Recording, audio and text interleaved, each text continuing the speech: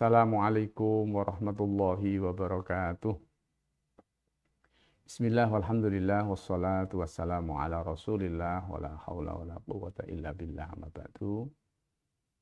Yang terhormat Pak Rektor dan seluruh Wakil Rektor, jajaran pimpinan yang ada di Wonogiri, yang berbahagia seluruh pemirsa Wonogiri TV, yang insya Allah selalu diberkahi oleh Allah Subhanahu wa Ta'ala. Alhamdulillah kita ketemu di edisi Ramadan Ceria. Pada kesempatan ini saya ingin menyampaikan terkait dengan cara mengqadha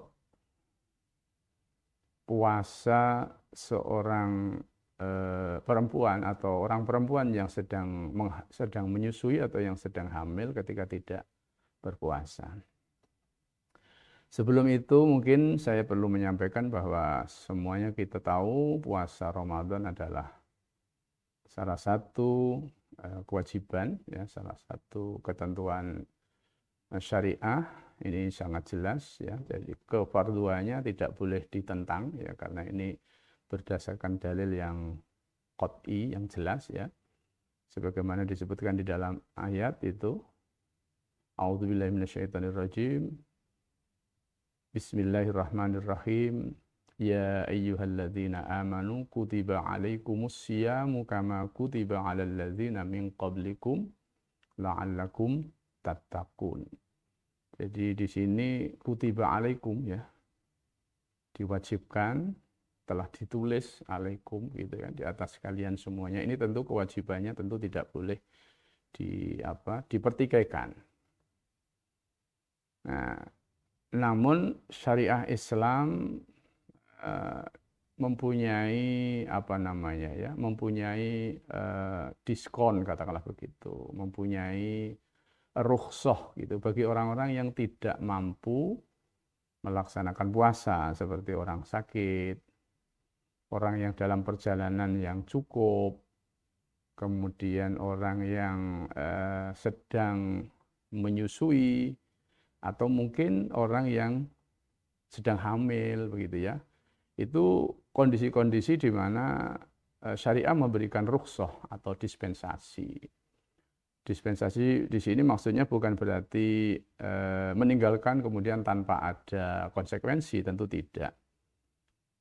Saya secara spesifik ingin membahas tentang bagaimana puasanya seorang murdi, orang perempuan yang sedang menyusui atau seorang yang sedang hamil, ya.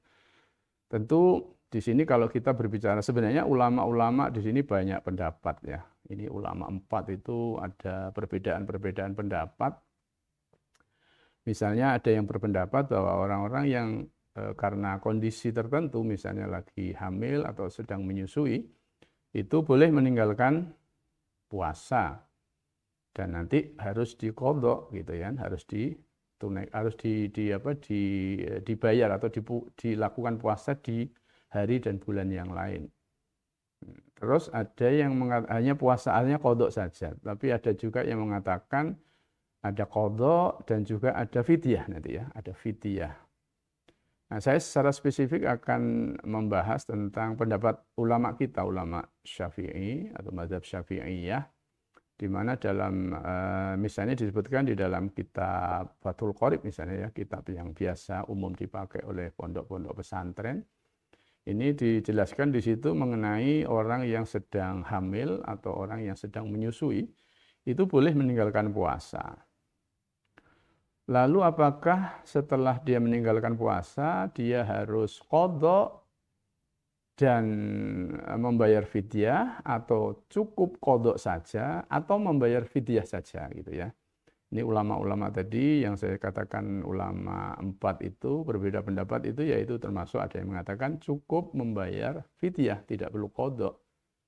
Karena dikiaskan, disamakan dengan orang yang sudah lanjut usia yang tidak mungkin dia melakukan qadha, maka dia akan membayar fidyah. Oke, kalau menurut Imam Syafi'i, dalam mazhab Imam Syafi'i atau mazhab Syafi'iyah, orang yang tidak melakukan puasa karena kondisi menyusui atau mengandung, dia dibagi menjadi dua kategori. Yang pertama, apakah tidak puasanya seorang yang menyusui atau seorang yang lagi hamil itu karena karena ada kekhawatiran terhadap bayinya atau kandungannya, itu satu, atau dia tidak puasa karena memang tidak mampu, tidak kuat. Ya, dirinya tidak kuat, ya, dirinya tidak kuat karena kondisinya lemah dan lain sebagainya. Ini kalau di dalam mazhab Imam Syafi'i, mazhab Syafi'i ya, di dalam kitab Fathul Qorib misalnya itu dibagi menjadi dua itu. Kalau orang itu tidak puasanya, ya seorang yang menyusui atau seorang yang sedang hamil, tidak puasanya karena memang lemah di dalam dirinya, bukan karena janin, bukan karena bayinya, maka dia boleh meninggalkan puasa dan hanya diwajibkan untuk mengqadai. Jadi berapa hari dia tidak puasa, sejumlah itu pula dia nanti harus mengqadainya. Jadi kalau 30 hari ya berarti 30 hari dia harus mengqadai di bulan lain ya, mulai dari Syawal sampai bulan Sya'ban. Jadi rentang waktunya lama ya, sampai 11 bulan ya.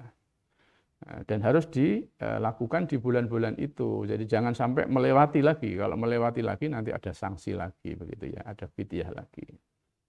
Ini kalau orang meninggalkan puasa karena ada kekhawatiran di dalam dirinya itu bahwa dia memang takut nanti dia jadi pingsan atau takut nanti dia jadi ada kerusakan lah di dalam dirinya, sakit dan sebagainya karena tidak mendapat asupan makanan dan minuman dalam kondisi yang lemah gitu ya. Itu yang pertama. Kemudian yang kedua, yang tidak puasa karena kekhawatirannya terhadap janin yang ada di dalam kandungan atau kekhawatirannya terhadap bayi yang sedang disusui. Nah, kalau ini kekhawatirannya seperti ini, maka di dalam mazhab Syafi'i di sini ada dua ketentuan, yaitu yang pertama dia wajib qadha sejumlah puasa yang dia tinggalkan dan juga wajib membayar fidyah. Ya, nanti kita akan coba sedikit jelaskan tentang fidyah itu seperti apa. Adzan competition ini dalam rangka itu Bapak-Ibu sekalian. Adzan itu juga profesi, maka kompetisi bahasanya. Kompetisi itu nggak semua orang bisa. Jadi supaya adzan itu menarik, adzan itu min sya'airil Islam, syiar Islam. Dan kita buka kegiatan adzan competition ini pada babak finalnya sekarang dengan bersama-sama membaca suratul Fatihah. Kita berharap adzan competition ini menjadi kegiatan yang berkah dan berdampak luas pada munculnya motivasi dari anak-anak muda.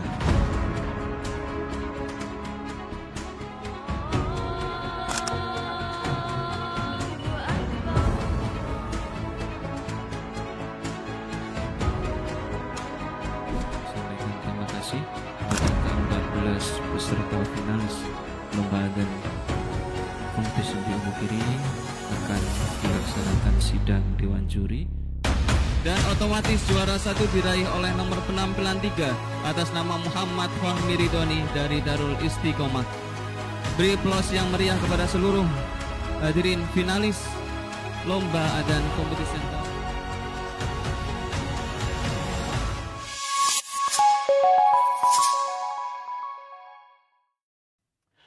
Ini yang menurut saya kita fokus dulu di mazhab Syafi'i ini. Jadi ibu-ibu semuanya ya, kondisi ibu yang sedang hamil, sedang menyusui anaknya, pilihannya ada dua. Kalau jenengan semuanya tidak puasa karena mengkhawatirkan atas bayi jenengan, atas kandungan atau janin yang ada di dalam kandungan jenengan, maka jenengan boleh ya, tapi nanti harus qadha dan juga membayar fidyah ya. Tapi kalau jenengan misalnya niatnya atau niat tidak puasanya itu karena memang ada kekhawatiran terhadap diri ibu-ibu semuanya, nanti kondisinya akan lemah, akan terjadi sakit dan semaput barangkali gitu ya, karena tidak makan, tidak minum dalam kondisi yang sedang mengandung dan juga menyusui, maka ibu-ibu wajib mengqadai saja tanpa harus membayar fidyah. Oke, sekarang kita akan masuk di cara kodok yang orang itu niat atau tidak puasa karena mengkhawatirkan janin dan juga bayinya. Maka kodoknya sama seperti yang saya sampaikan tadi di depan, bahwa dia harus mengkodoi di hari-hari yang lain setelah Ramadan, mulai dari bulan Syawal, tentu dilakukan bukan di hari yang dimana kita diharamkan untuk berpuasa, misalnya di Ayyamut Tasyrik atau hari Idul Adha, Idul Fitri, jangan dilakukan seperti itu. Karena rentang waktunya cukup lama, ya, sampai di bulan Sya'ban berikutnya, ya, menjelang bulan puasa.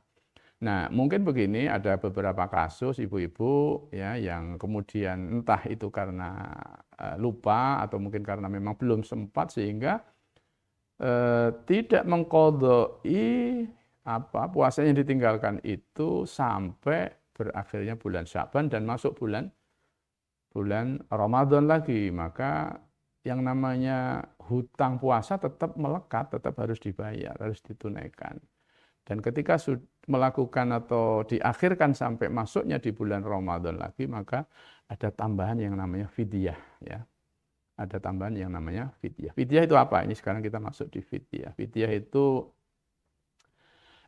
dari kata fida atau fada gitu, yang artinya adalah tebusan, ya. Jadi mengganti atau menebus kekurangan atau kesalahan yang kita lakukan, ya. Kekurangannya apa? Di bulan Ramadan tidak puasa, sementara alasan kita karena mengkhawatirkan tentang sesuatu yang lain yang bukan kepada diri kita, ya. Sesuatu yang lain itu apa? Sesuatu yang lain itu ya janin tadi misalnya, kandungan kita itu kan bukan karena kekhawatiran kita atas diri kita, tapi kepada yang lain. Ini sehingga menurut mazhab Syafi'i ini ada ketentuan dia harus membayar fidyah. Fidyah itu kadarnya berapa? Jadi setiap hari dia tidak berpuasa, dia dikenakan membayar fidyah 1 mud, ya. 1 mud itu kalau dalam ukuran sekarang itu, mud itu artinya satu ini, ya, 2 telapak tangan kita cantumkan jadi 1, kemudian kita pakai ngambil makanan pokok yaitu kurma atau beras, itu kira-kira berapa jumlah itunya? Kalau kita konversi di dalam timbangan ini sekitar, ya, mulai dari 6,5 on sampai 7 on, ya, tergantung cupak atau tergantung apa, ini tergantung telapak tangan kita, ya, sebesar mana telapak tangan kita. Oleh karena itu para ulama kontemporer gitu dalam memberikan konversi itu macam-macam, ya. Mulai dari 6,5, ya. 6,5 itu 6,5 on maksudnya, 6,5 on itu 1 mudnya itu. Sampai ada yang sampai ke 8. Makanya kalau di dalam kategori zakat itu kan wajib dibayarkan 1 sok. 1 sok itu sama dengan 4 mud. Ya, 4 mud. Jadi kalau kita ngambil ini katakanlah 1 mud itu adalah nilainya 6,5, ya, 6,5 on, berarti dikalikan 4, ya. 6 kali 4 itu sama dengan berapa? 6 kali 4, 24 gitu, ya, 2,4 kemudian ditambah setengahnya jadi sekitar 2,6 kilo on begitu kira-kira. Ada yang mengatakan 1 mud itu konversi ke wazan, ke timbangan itu sekitar 7 on, ada yang sampai 7,5 on, ada yang sampai 8 on.